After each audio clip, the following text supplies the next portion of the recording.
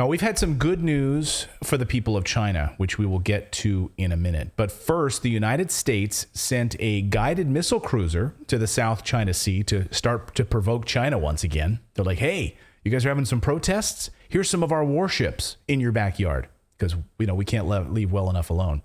China says the U.S. is in Chinese waters, and what they did was illegal.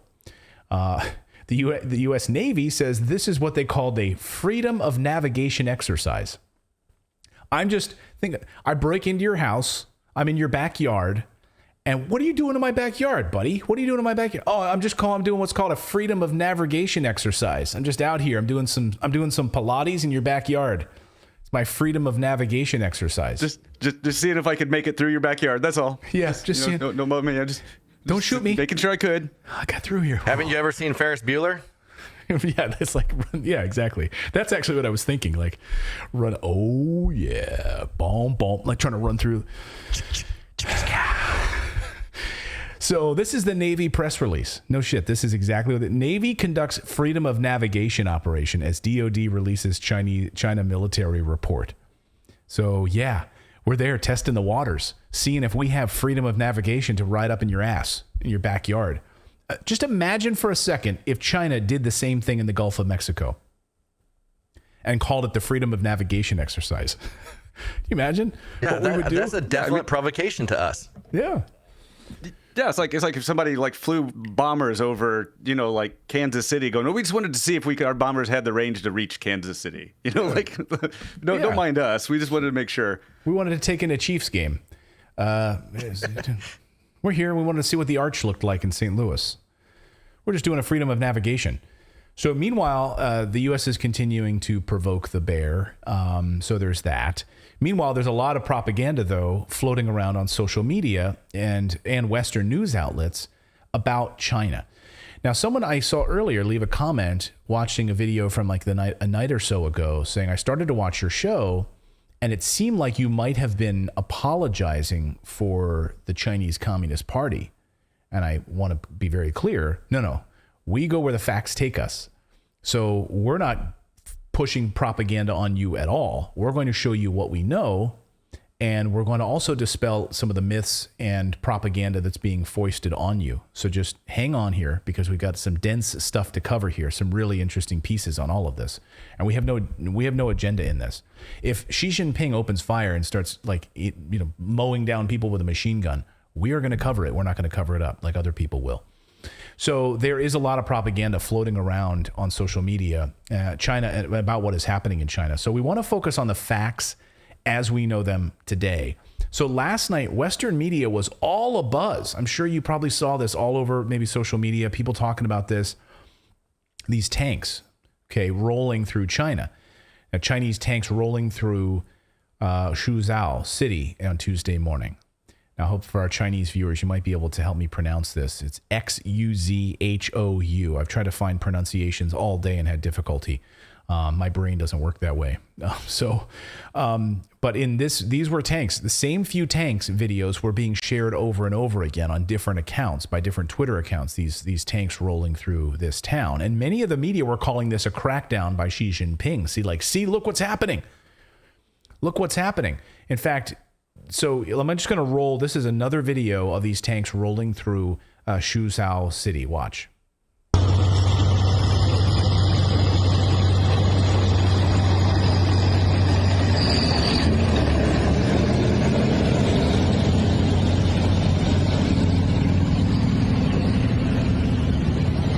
And you notice these people parked there like they're waiting to go through the traffic lights there. If you can see there's like that red tape that's over them, and there's those guys holding the tape in front of them as well. So you can see like they're just waiting. Okay, we got this up in the intersection. We got the guys with the red tape. These guys are moving on. Okay, so what's going on here? So again, a lot of people are saying that this is another Tiananmen Square moment. Tanks equals Tiananmen Square, like in 1989, like this happened. Watch. Remember Tank Man? Now watch this video. This video you've never seen before, right? He's in front of the tank, and that's what most people see. But most people don't notice that the guy on the bike comes up, and these guys walk up, and he walks away, and he ends up not being crushed by a tank. right? We don't ever see that. We only ever see the picture of him just in front of the tank. We don't ever see how it ends because Western media doesn't like to show you this part of it, right? So anyway, a lot of people are like, this is going to be like Tiananmen Square all over again. While sources inside China are telling Redacted that a mobilization of the army to quell protesters is being exaggerated and that they have seen no evidence that those tanks are being used to stop protests. I want to be very clear. I'm not saying that they're not, but we've not seen any evidence of that. If there's video that emerges tonight of tanks rolling through protests, we'll show it tomorrow on the show. But so far, that's not the case. But it didn't stop the Western media of drawing that conclusion and jumping to conclusions, Matt, like an Office Space. So here is, like, for instance, here's the Sun newspaper. Take a look at this. Red terror. Tanks roll into China's streets in chilling echo of Tiananmen massacre as Xi cracks down on white paper protests. Okay, well then show me the video of that. Because the people that were just waiting to cross the traffic, like there was no protest there. These were people driving through the city and they had to wait like a train while the train went by. Okay, then remove the red tape and then you can continue on with your day. So that's what we saw. Again, if these tanks are rolling through protests, I haven't found it. And I looked all damn day and spoke to sources in China who said they don't see any evidence of this and that it's being exaggerated. That's what I know at this hour. Other sources in China are saying that those tanks are located near military bases and near a military base in the city of Zhujiao. And they carry out military maneuvers around the city often, and it's not uncommon at all to see tanks going around the city. So we dug into that and looked more closely at the city, and you can see clearly where the military base sits in relation to the airport and the downtown. Look at that. There's two airports. It sits in between two airports and the main hub of the city. Okay. So, and other people are saying, well, they're clearly on their way to Shanghai. They're on their way to Shanghai to quell protests in Shanghai. Well, that makes zero sense because it's about 700 kilometers from there to Shanghai. You're going to drive tanks 700 kilometers? Yeah, no, they'd be bringing them in by train or something at that point. That's a 6.5 hour drive the way I drive, which is fast. No way you're driving tanks with that amount of fuel and that amount of time, like 7 tanks, you're going to drive to Shanghai. Again, show me the proof of it, and I'm gladly to share it here. But again, the locals are saying, no, this is not what people are making it out to be in the West. So there's that piece of it, and I think it's very, very important. In many ways, it would be like saying, like, okay, so we're in the town of Zhujiao. So it's like saying, hey, look, Joe Biden is launching a military strike because someone has cameras next to Dover Air Force Base in Delaware. Look at that.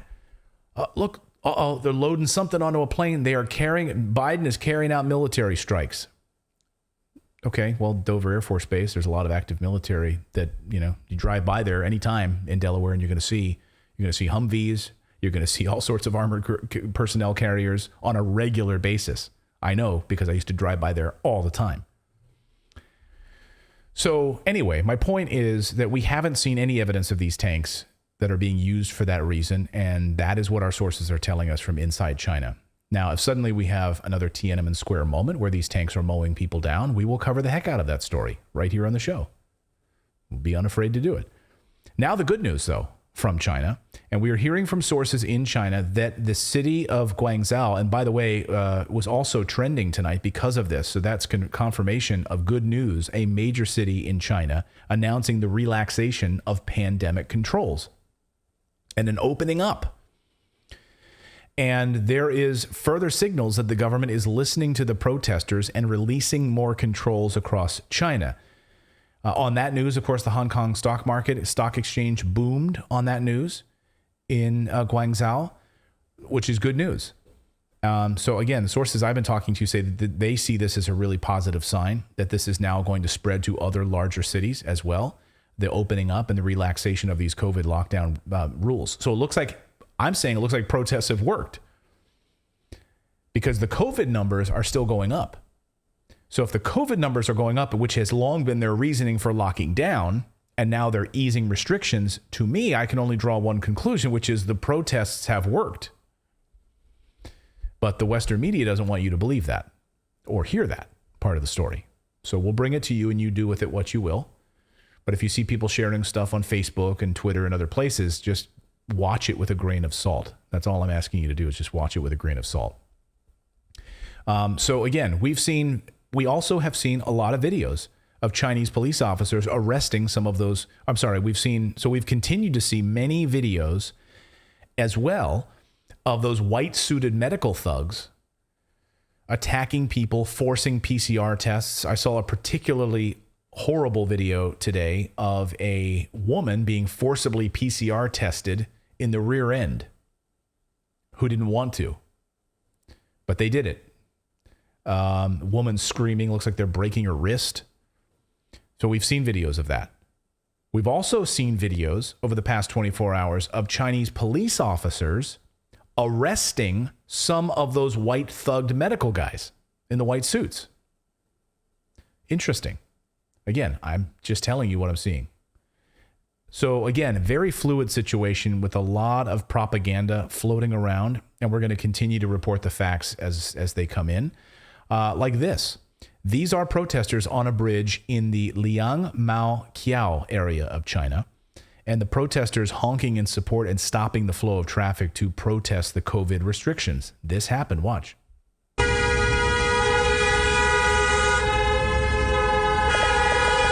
And so these people, they're honking in solidarity, blocking traffic, stopping the flow of traffic, right? And these people all on the bridge, and people are honking, saying yes, yes. And it's like obviously impeding the flow of traffic there throughout this whole area. I don't see any tanks rolling in there. They're just all honking in solidarity with the people holding the white papers, the white paper protests. So just to be clear, these people don't want government forcing them into lockdowns and government mandates. That's what they're saying. They don't want to be fined and have their businesses closed down for 30 days if they get a violation. I saw a video of one woman crying because she didn't have the proper paperwork for COVID and they shut her business down for 30 days.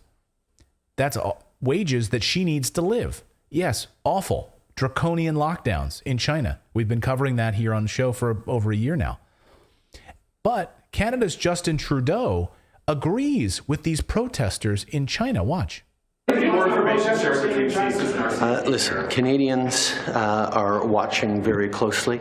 Obviously, everyone in China should be allowed to express themselves, should be allowed to share their perspectives, and indeed protest. We're going to continue to ensure that China knows we'll stand up for human rights. We'll stand with people who are expressing themselves.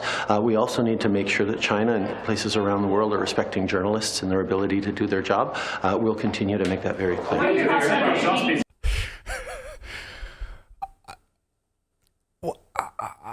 What? What do my wondering eyes? What's the Christmas thing? What do their wondering eyes? What's the Christmas? Something like that, yeah. Yeah. Have you ever heard? Wondering eyes did see. Yeah. Whatever. It's from the Dr. Seuss or Night Before Christmas. I don't know. Have you ever heard a bigger pile of garbage in your entire life come out of someone's mouth? We care about the journalists. We certainly stand by with the people's right to protest. I mean, if he hadn't done what he did in the past with Ottawa, like, you could get behind what he's saying, right? But the fact that he did the opposite to his own people makes it garbage. Exactly. Oh, so the people of Ottawa who blocked traffic, who didn't want to be forcibly locked down and mandated to get an unproven vaccine, etc., didn't want their lives ruined, their livelihood taken away, their trucker's licenses taken, their right to their ability to do business taken away from them. Exactly what's happening in China. I just painted you a picture, right? A woman losing her ability to put food on her table, her business closed for 30 days because of draconian lockdowns. It's okay there. It's just not okay in Canada. I got it. Well, he wasn't like trying to say that there were people there with Taiwan flags or anything, like trying to blame it on them or whatever. It was like, just complete, like, yeah, we support them. But meanwhile, the Biden White House, you heard John Kirby the other day basically was asked at the podium at the State Department saying, no, we're not going to speak for those people. President Biden's not going to speak for those people. Oh, really? So you're not going to support the protesters in China because you're up Xi Jinping's ass? That's why you won't support the protesters? Interesting, President Biden.